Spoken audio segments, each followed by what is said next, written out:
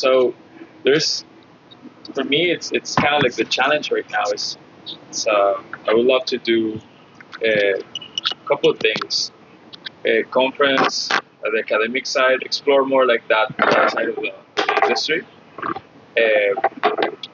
and also in something I saw that kind of worked in the common Scandinavian worlds when they started doing their own like festival, which have giant festival. At this point, 3 years in, and it's like sold out every year.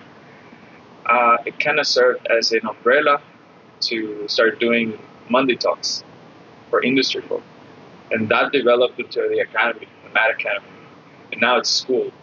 But it was all based on in this case it was a festival, but it could very well be an operation. So I do see that part, but it takes like vision and I think also, like at least in our case, I think it's a very good idea to get the details right of the structuring. I think it's a plan. You know, it's like, I think the main thing is like having a plan, set some deadlines, and go from there. I think the vision. It's good to have the vision. It's good to dream. You know, it's like, but now it's like I think to have this realistic plan where okay, we can set ourselves like goals. You know, like I'm very happy to hear. I love the fact that you say that you want to turn into an academy. The fact that you also want to step out of the four walls of the kitchen, because I also feel the same. You know, I want to spread my voice like further than the walls of the restaurant. And I think really Jose is the anchor, you know, the clutch to, you know, to help us promoting this and to see that it is actually possible. Because I never thought that it would be possible before I actually met him, you know, and I felt like the whole world took an entire completely dimension just by having one person that believe in the project, you know, and I feel like right now on the big wave of energy that is coming, and now the creativity, the ideas, the vision, everything is focused on one idea now, you know, and I think this is all very, very, very excited because there is like a wealth of knowledge, a wealth of experience, a wealth of failures and successes, you know, and I think all this mixed together like can really make like something for hospitality professionals. And also like I don't want to limit ourselves like just talking to people that are in the industry, you know, because I truly believe that everything we have learned in our careers are applicable in our personal lives.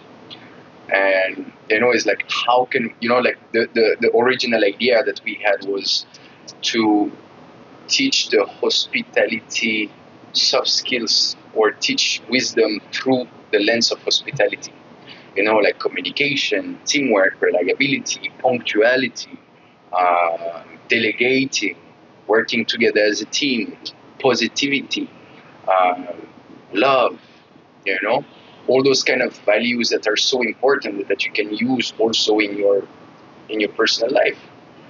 What does it make you feel when you hear all this? Yeah, so I just be moving this around because I want to make sure we get the audio.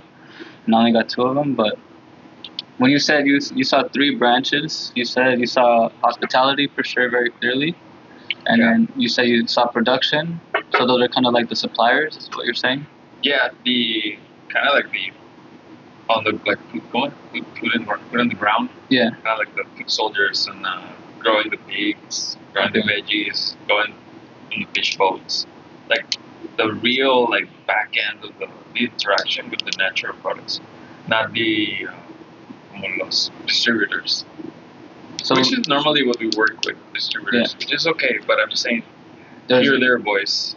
Yeah, so you want to kind of, it's like the guys that are basically preparing the food, like they're the one that are taking care of the livestock. Is that kind of it? Yes, and the cool thing about this is I think right now it's a new generation, because now like all days or let's say 10 years ago it was still boomers doing it, right? And right now it's millennials doing it.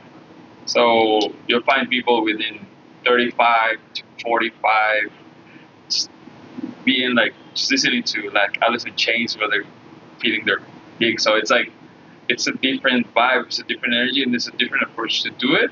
But I find them that the passion to do it, it's there again. It's not like just basically that's it all days like just sustaining a family, but you see them trying out new stuff, trying out new like species of I don't know, like cattle or just like It's something that I realized like a few years ago is that a lot of those jobs, the hard working jobs, are being also forgotten and lost because we live in a generation of internet. And a lot of kids or younger generation, they don't want to do those kind of hard labor job anymore because everybody wants to make easy money, instant gratification, being online, being famous, being rich, all those kind of things. And it became very important for me also to become that kind of ambassador where we motivate young generations, so the future generations, to actually love this industry and everything that is related about, because everything counts. And because who wants to still sacrifice their life for other people's happiness? Like who can see the light in so much labor you give, especially in the US where everybody is on minimum wage. Like it's not gratifying job for the amount of hours and labor you put and energy and running for 10 hours a day, and I wanted really to help to see the beauty into that kind of job, just to make sure that also the industry doesn't die. And it can be about hospitality, but it can be about so many different kind of industries. Like the farmers, you name it, right? healthcare too. Producers. Yeah. It could be even in any kind of industries, like all the people that are behind the scene that nobody cares or think about. It can even be the guy that pick up the trashes. Like.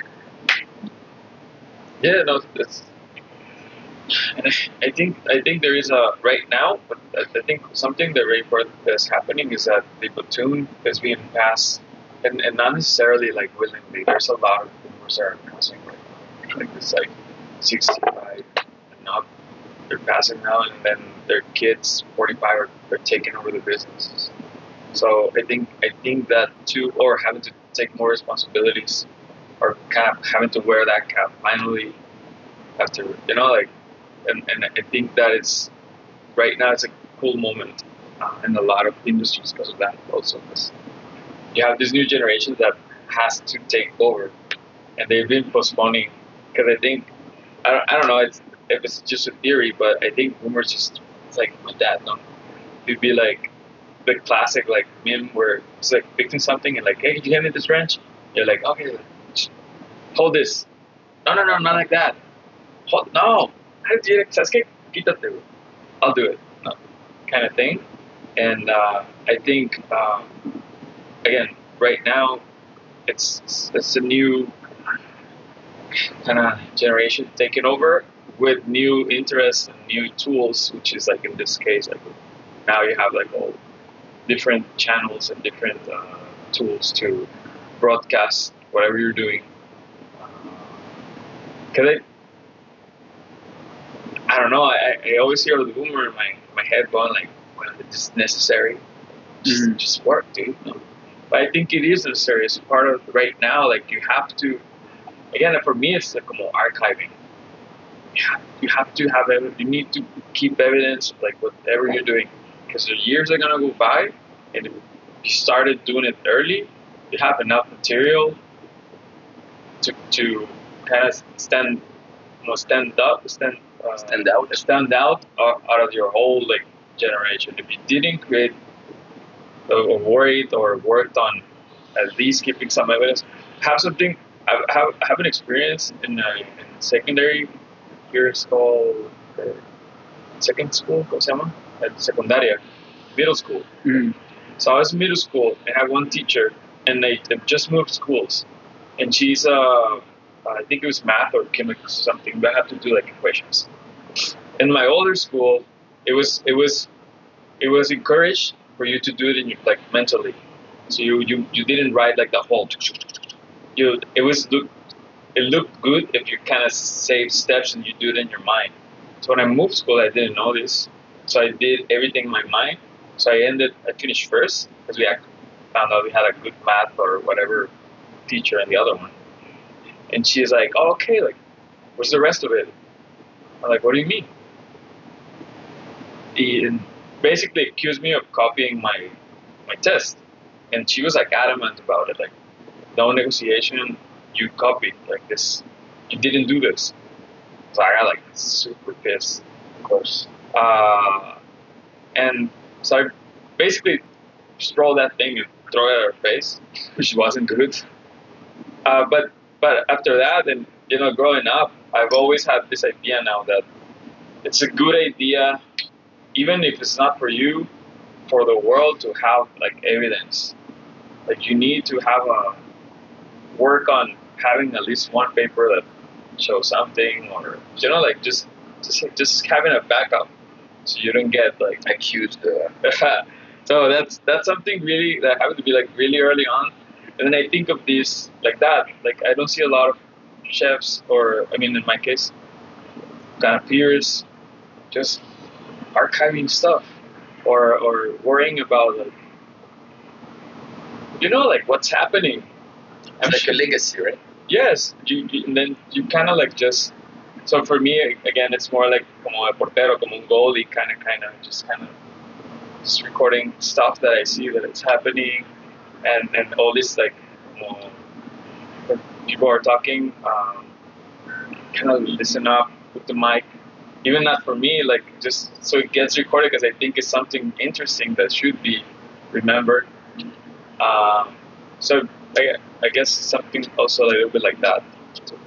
And I wanted to ask you this. So last week you explained me that you were mainly focusing on Spotify. So when you were doing your podcast, you were taking out the video and just keeping like the sound, and so you were posting it on Spotify. I have to still need to do it, but I just again I had this thing for it. So I'm in the middle of just doing the lab, so I can start uploading. But I need to do the whole process. Just registering it. Yeah.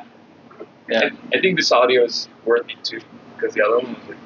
And so, for example, why you chose Spotify podcast rather than YouTube and adding the video to the content? I don't know. It's mostly because I listen more to Spotify for podcasts.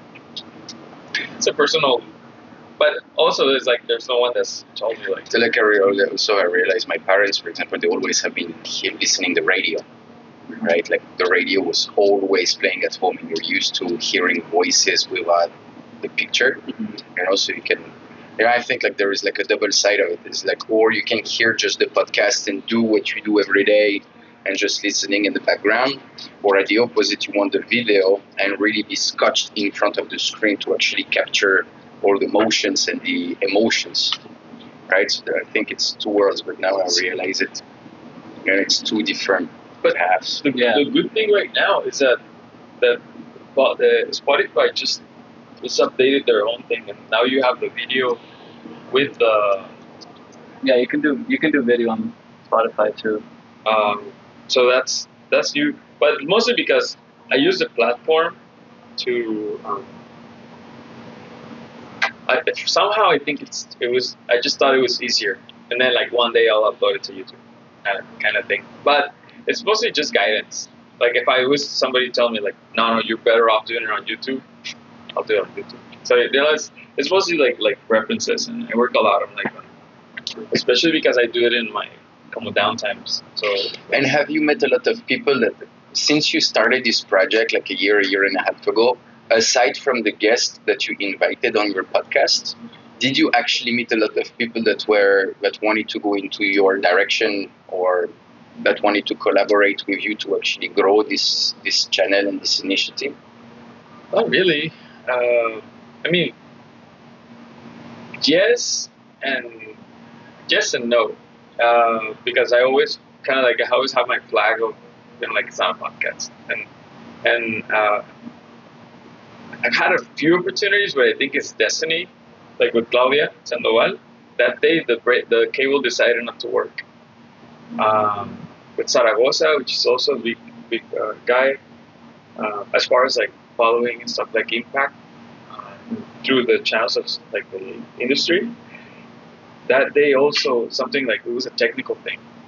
So I thought, and honestly, of the guests that we had, those are the two with most like, uh, como, just not only industry people, but they're like public figures.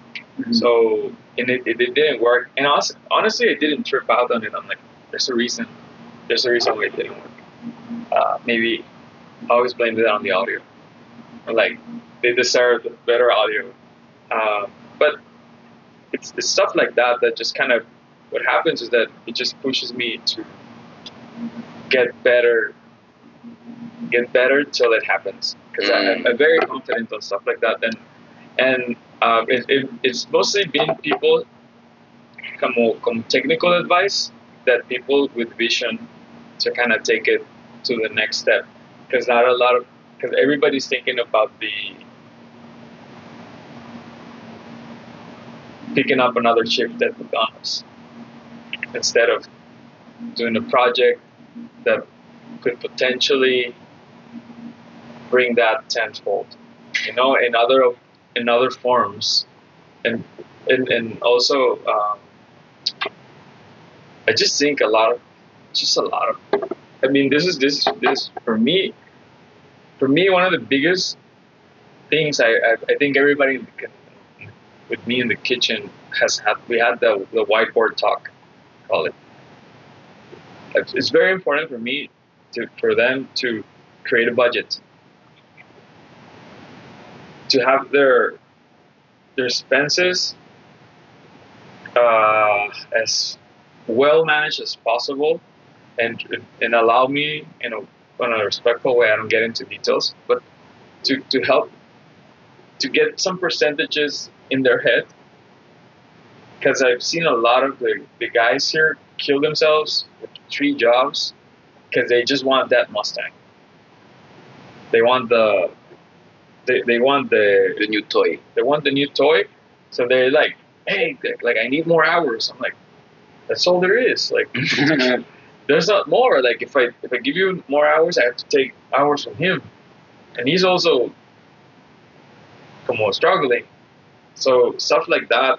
But this guy just took a car out of the agency and like just moved into a giant apartment. So stuff like that. I think it's some people can manage, some other people can't. And I think in the kitchen, especially, it's my world. I see that there is a lot of trusting that getting more hours is the solution for everything. When Is the red race. when your time lapse, like I think I read a study once that it's like it's like football players. 55, it's that's it. Like at 55 as a line cook, that's it. Like you work more, 2 jobs, 3 jobs. All your health is just like It's not even healthy. You're not happy. You're not doing what you do with love. You're just forcing yourself. Like to me, it's like Julio, for example. Oh, yeah. To me, this is the perfect example of what we're talking about. The guy burning himself up by greed and not even being healthy with this. And Yeah. it's just like a slow burner. I think I wanted to see before I kind of put it together. So what I've learned recently has been, especially this past year. So I had my baby, and so I've really had to really focus on bringing money to the table, and then also doing that while building my business. And so through that, with a lot of humility, I've learned about the importance of understanding the value that you bring to your day job, because a lot of people just see it as a paycheck, as Lucas has mentioned. And so with that, in that respect, I kind of see the value then of the intrapreneur, like you mentioned earlier. And because I was so focused on the entrepreneurship, and I just wanted to get that done and make my money and do that. But I think the culture right now is also shifting, because there's a lot of young people that are looking to make more money and they hate their jobs. And I think that if we can have more people on the ground that can actually, be like you're doing yourself with your employees, running the numbers and be like, do you really need this new thing? Why is it that you need more hours? Having them really question and also think about the impact of them requesting more hours and how that can affect the team. Like all those things are factors that a lot of people don't consider, especially when they're young. And so just things like that, I think that's really, I believe, commendable. I think that's really important as a leader, because now you're not just seeing them as just another employee. You're like going into them, sitting down with them, be like, look, these are the things that don't make sense. Over the long run, this is what I've seen works for me, and this is what I can help you out with. So giving that mentorship, and so it's cool to see that you're already doing that, and it only translates over to here. It like develops in the podcast. We have those conversations. That's interesting, yeah. And then I think the beauty is now I see with like Lucas, for example, I have the opportunity to build something as an entrepreneur. Like right here, me sitting down with you guys, I'm learning. I'm curious about the industry. I want to see what I can do to help reinforce it, strengthen it, develop it, revolutionize it. That's really what I'm curious about. And at the same time, I go home and I have my fun doing my own project, right? And in some way, it has now become one. It's like this conversation within itself is a perfect example of that. So we had that talk with Amar, and I presented to Amar this triangle of culinary, hospitality, and spirits. So I could see that very easily being played out. I talked to Amar. He mentioned he wants to be the big, like known as the mezcal guy, and so that that's the spirits branch, right? And then culinary, that could be you, for example, right? And then hospitality can be Lucas, for example, and then you mentioned the other three branches that you were talking about. So I connected your culinary to hospitality, and then also your culinary to like the production, like you mentioned, and then you mentioned another one. Was it healthcare, the one that you were thinking about? That could be. Honestly, I think that's either that or technical support. Yeah. I think that's a big deal. Right. With us, every day something breaks. Right. Okay, so so the thing that I think about is, I want to give depth to what is being done, and really I like the fact that you're not trying to do something like has always been just you doing your thing. Very like go with the flow. It's something that you think is needed, and you're doing it, and you think it's important. You're documenting, and so I want to bring depth to that, because now I see an opportunity for you to basically, with social media, with podcasting, for example, you can reach the masses, and when you do it right, you just are able to reach more people, right? And also when you do it right, you also reach in depth, so you connect deeper. So with my understanding, I could see, for example, you reaching the guys in the production sphere, in the hospitality sphere, the people interested in spirits, and them being able to connect all the dots and then see, oh, okay, so when I'm coming into work, I'm not just here as a hospitality person. I'm here affecting all these other systems that are involved, and I'm an integral part to the whole system. So the more we could hone in on those specific roles that we're playing and understand them and the depth and also the reach that they carry, the more impact we can have and the more impact we can create. So I'm not trying so much, because this is crazy to see in real life just unraveling itself.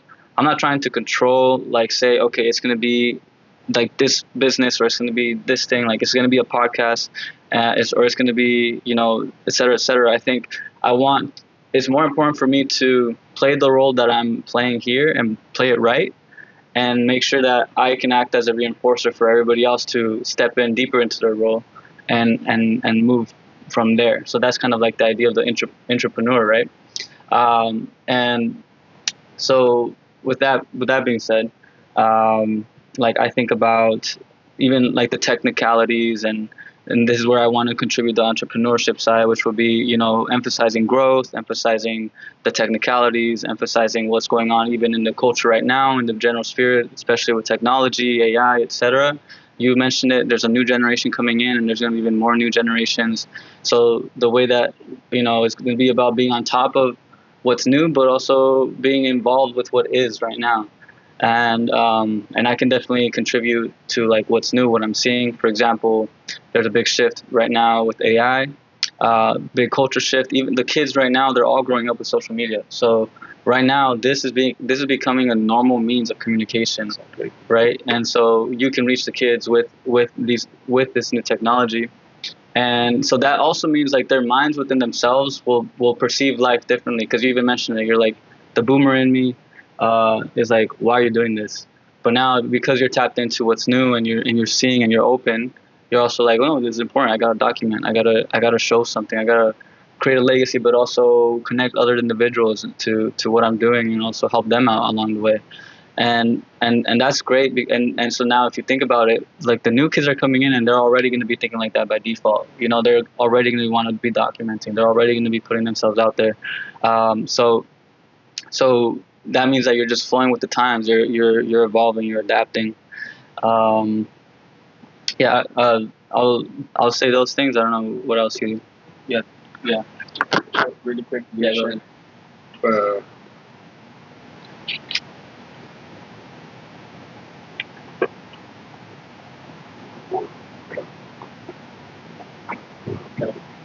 Check real quick. Yeah, no worries. That doesn't make you think.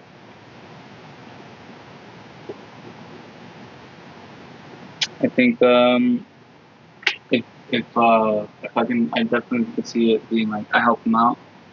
I help them, you know, with the just growing, like actually establishing it as a podcast. You know, because I think he's kind of barely like opening up to, okay, it's a podcast. So this is what I'm doing. Yeah, revealing that identity, right? Yeah, like stepping into that. Because I mean, it makes sense. I mean, if you look at the landscape, if you look at the landscape right now, I mean, yeah, most of the guys that come in and start podcasts are really trying to escape. You know, trying, like, not, you know, all the time, but even myself, like you can get stuck in this like grind and hustle of like really trying to force something to happen. You know, which is not the right energy, right? Yeah, and that's why I also like that, because he's almost like adamant of, like, you know, apprehensive of, oh, I don't want to be like that, but I know I'm doing something and it's similar, but I don't know if it's that. I see like being able to create these connections and influence people and create a much stronger interconnected web of individuals.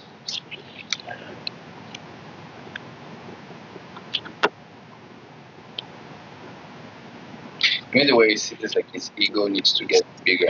Yeah. He needs to. And I think hungrier, huh? Hungry. Yeah. Yeah, to me, like there's after maybe it's the Mexican culture too. You know, like we're not maybe used to those kind of heights. You know, it's a very humbling maybe background. Yeah. You know, when you have to let go of the past in order to let space for the future. But I think it's just like a work of mindset. It's about it's working the mind, or like the same energy that you had on me to prove me that it's possible. It's not just a fucking dream. Like if you align your spirituality right, if your frequencies and energies are right, then boom. You see, as soon as we did like this work of alignment, I feel like everything is somehow flowing. You know, and I was like, I can't wait to fucking day to see, like, now it's like a movie, like I can't wait the next day to start to see what surprise I'm gonna get. You know, like never fucking stop. You know, so I think it's also learning how to stay humble in the good times. You know, like I learned these things, like keep the head down when the things are high, and keep the head up when the things are down. Yeah. When the things are low. You know, it's about having this consistency of staying things on the ground, keeping it mature, because you can quickly lose the control when everything goes too good, go too well, Mm-hmm. and then starting to get off the chart, and now is like the big mistake that I don't want to take is to start flying, like to understand the opportunity we have, but to make sure that we stay humble all along the way, because otherwise everything can flip, like the wheel turn and the setup that you're in the negative side for a whole circle before finding the energy to get back up on your feet. So. Yeah, I mean that's where I'm at too. It's it's something that I barely started to implement this past year. I think that mentality of like you said, I think the entrepreneur, that's the way he put it. For example, this perfect thing. The guy, right? He's huge, bro. He's a fucking talented chef. Yeah. And his wife works for him too. Uh-huh. They used to run this restaurant together. And he's a talented chef. He doesn't necessarily have the manners, but he's a great professional. And now I was thinking yesterday, like, it popped into my mind when I was in the bed. I said, well, at first I was a bit vigilant. I said, I'm going to try to poach me for something, because I know that he always wanted to work with me. Oh, really? He loves me very much. Since the day he interviewed me, he was the one to protect me when the others were trying to put me down. Yeah. He was the first one to call me when I got out of Seneca to actually, like, he was shocked with what happened. So I know that I always had like a big respect, or at least a mutual respect from each other, because I think we're on the same rail and we are both passionate in what we do. And so I was thinking, okay, I'm going to try to push me to one of these things, like he wants me to run my restaurant for him. And yesterday he came to my mind and said, why not the opposite? Yeah. It's not because he hired me once that I can hire him the next time. Right. And I said, why not if I bring him into the group?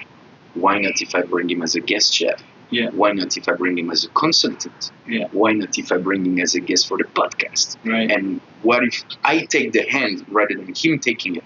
Yeah. And that's where I found myself like, fuck, this past 8 months I grew a lot. I said, bro, I'm going to find a way to hire the guy that hired me. Like how the world can change. And I think this position gave me a lot of confidence. It's like the same thing of the shark. If you leave him in the fucking fish tank, he won't outgrow his own space. But if you leave him in the ocean, he can go for fucking meters long, right? And I think this is what is happening right now, to have this incredible energy where, it's becoming the magnet where you attract people to collaborate with each other. It's something that I probably always had in me, not necessarily in the professional world. It's something that I had in my private life. And I think this is due to the fact that I always moved. I never spent more than 3 years in the single and same place my entire life. So he allowed me to know people from everywhere and to put them together. And now I feel like finally it's transmuting to the professional world of being able to, like you too, boom, find a way to connect and see where we can help to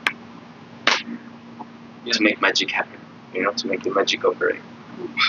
How are you doing on time out? Because I know. It's just what happened is that stuff that we were talking about. My injury, so I'm not in and out. Yeah. And I think that's also, like one of the motives behind like this. At this point, I mean, we're gonna turn 6 years this year, and if this in any way can help to kind of stabilize some of the more just the base run of the company, whether it be kind of like having some presence or opening doors to kind of like just bigger dogs coming in and going like, hey, I like what you guys are doing kind of thing. I think that would be like super cool too. I think it's like a snowball effect. It's like it starts very slow because you're by yourself, then 1, 2, for a while, and 3, 4, boom, 5, 6, 8, 9, 10, 20, 30, 40, 100. It's like it keeps on growing because the more people are, it's like trends. People are very shy, when they are the first ones and they don't want because the hype is not here yet. But I think we can definitely create that hype where the more serious, the more continuous, the more frequent we're going to be, like people are going to start, so that's the thing of the algorithm that he was teaching. It's like just by posting once a day or once a week on YouTube consistently, like the algorithm going to understand what you're trying to do. You're going to understand that you're being serious in what you do, and boom, you're going to start spreading your videos more and more. And I think it's the same thing more or less with every platform. And it's the same thing with people too. Nobody believes in the project until a majority believes in it, and then everybody wants to be a part of it. Yeah. So for me, I see it this way. I had a lot of people in the last 6 months ask me like, "How are you doing?" And we had a rough time this year. It's been a challenging year, but I have people like ask like, "How are you?" I'm actually personally, I've grown this year, and like personally, professionally, like network wise, I've had a good year. But at the same time, I'm not blind to see that like a lot of my staff, yeah, see, it's been a really rough year for everybody, and I feel kind of guilty for that. It's weird, but but at the same time, I wake up early. I let's say I invest in stuff here and there. I dedicate my free time to create content, to reach out. So you're investing in yourself. Yes, I really care about creating a personal brand, and that's worked for me. It's worked for me the last 10 years, I think. I mean, at least again in an entrepreneurship way. That I don't know. I think if you don't invest in yourself, like very difficult. It's very difficult for a company to believe in you and then see like you're not doing. I don't know. It's just snowball effect. Um, so with this, I think I sometimes I just get like the vibe and I text like 2, 3 people that I kind of admire or been following or kind of have this.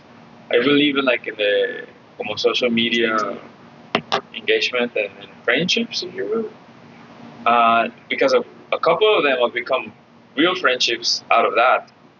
It's like like dating apps. Yeah. It's like back in the day it was frowned upon. It's like what? Like really? You can't go out and date? It's like and now it's like you have like real. I mean it was a perception thing. And nowadays it's real because we're so caught up in the day to day. You don't have time sometimes to go to I don't know Montreal and like meet someone, but you have social media and you can start a relationship through there.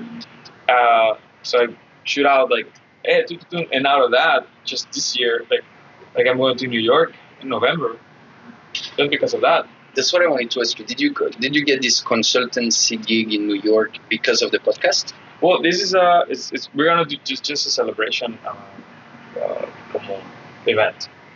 But it was because of I noticed that it started off the interactions after we like the latest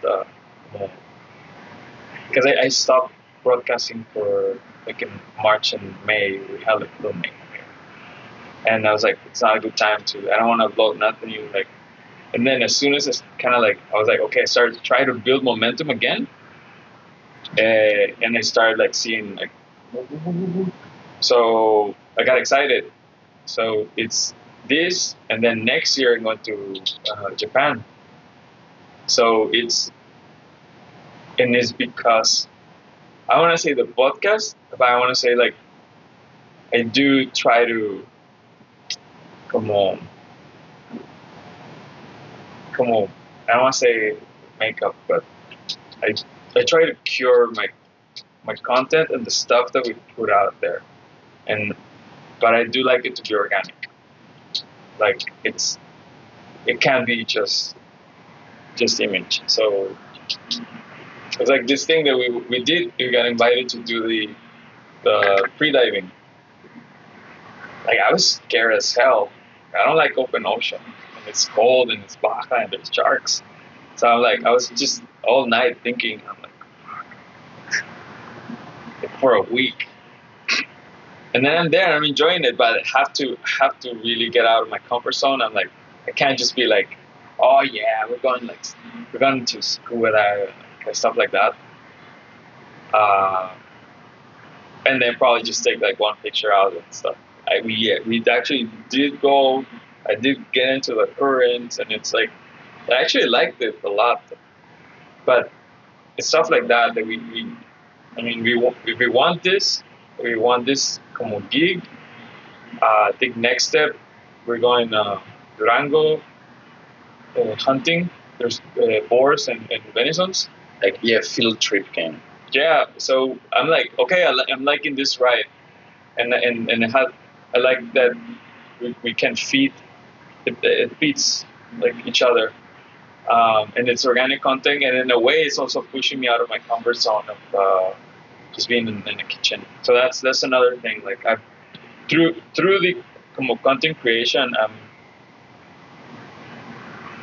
it's kind of forcing myself to like real life experiences. Maybe I won't jump off a plane, but I would. yeah. but stuff like that, like just like I would never go hunting. Like I've never killed an animal, I think. So it's stuff like that, like a fish maybe, but Guys, I got a question. I know you're on the time crunch. Do you want to do the Spanglish? Do you have time? yeah. So with everything that we spoke about this morning, does it give you ideas on where do you want to drive the communication? Right now, what I'm feeling is it's kind of like a plus, more like labor. And, I don't know. You propose. What do you see? What do you think? In terms of what? Because you listened the last, but the first podcast that we did, I believe. Yeah. Like we were mainly talking about hospitality values, principles. What is it to take care of guests, to have like an animated dining room, and really things that are within the four walls of a restaurant. And now when you hear us, when we hear our conversations, do you see the potential of where we should drive the conversation? Usually, like he does podcast it's like 15 to 20 minute mark, right? Yes. Yeah. Do you see where we could bring the conversation? Yeah, I mean, so, I was kind of going into it. It's just about thinking about the target audience. And I know you mentioned, I do it, and I'm mainly for me and to connect and also, et cetera, et cetera. But I think with, now with, really growing it and being more intentional, thinking about the target audience and what are their pain points, what are their struggles, really thinking about it like a business where you're solving solutions for people, and through conversation, you're opening their eyes and really helping them out. So, I mean, even this conversation within itself, like, I'm going to keep it for myself, and I'll probably cut out some pieces, and I just love this dynamic itself, post that, just because there are various points in there that resonate with a lot of people. The idea about entrepreneurship versus entrepreneurship, meeting these two worlds together, social media changing the landscape, how social media has changed the way that you move around in your professional life, and et cetera, et cetera. I mean, like right now, if you guys want to think about a specific topic, I mean, even kind of expanding on what was discussed right now, I think that would be very interesting for people to think about. Like you mentioned, people who are in these spaces that like these points right here, and thinking about how you can help them to see the depth of what they're doing. Not seeing their job as just a check, but seeing it as a way to connect. Maybe lessons that you've learned, because it's obvious that you're interested in the people that come in. There's probably a lot of stories. There's conversations that you didn't finish. That's a good point. I think it could be titled something like entrepreneurship or or I'm thinking also kind of like marketing as a professional or expanding on your day job or making your day job more much more fulfilling. But those are very broad.